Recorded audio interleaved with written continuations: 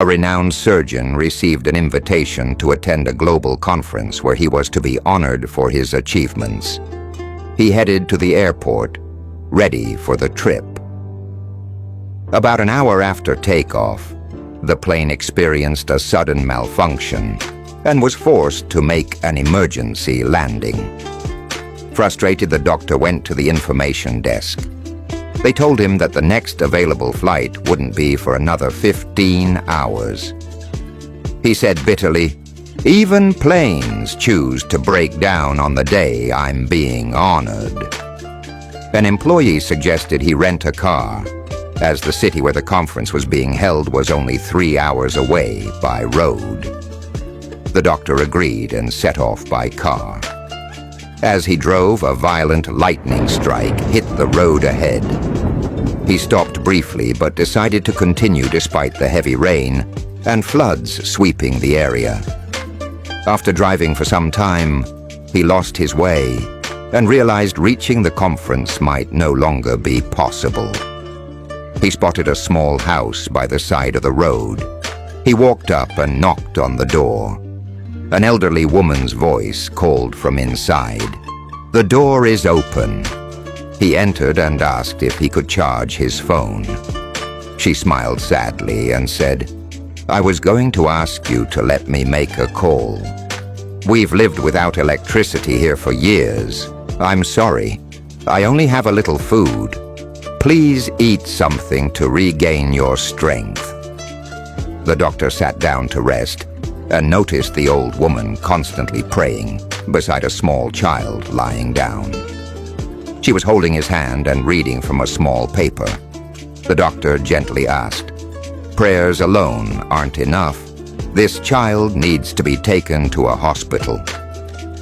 The old woman replied, "I will take him, but I'm waiting to make a very important call. This is my grandson. He lost both his parents, and he cannot walk because of a serious tumor in his spinal cord.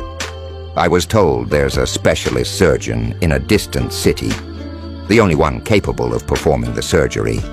But it's very expensive, and all I have in this world is this small house."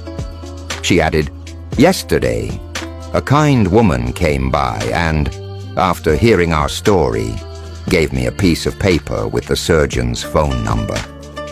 We tried calling, but the number was unreachable. I have nothing left but prayer. I ask God to guide someone to help us.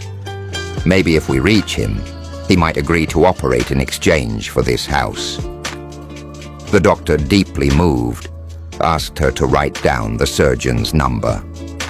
Maybe he could try reaching him. The old woman gladly wrote it on another piece of paper and handed it to him. He looked at the paper and froze. Then he began to weep. It was his own number. At that moment he realized the old woman's prayers had delayed the plane, brought the lightning, and made him lose his way. Also, God could guide him to her doorstep. Indeed, God sets the universe in motion for his sincere servants, those who never stop praying and who believe that their prayers will be answered, no matter how far off the means may seem. Moral of the story: when a prayer comes from a heart full of faith, God creates the means and moves the world to answer it. Trust in God and sincere effort are never wasted.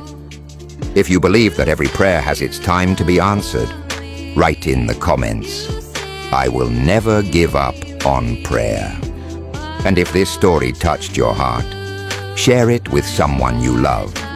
It might awaken hope or rekindle faith in someone's soul.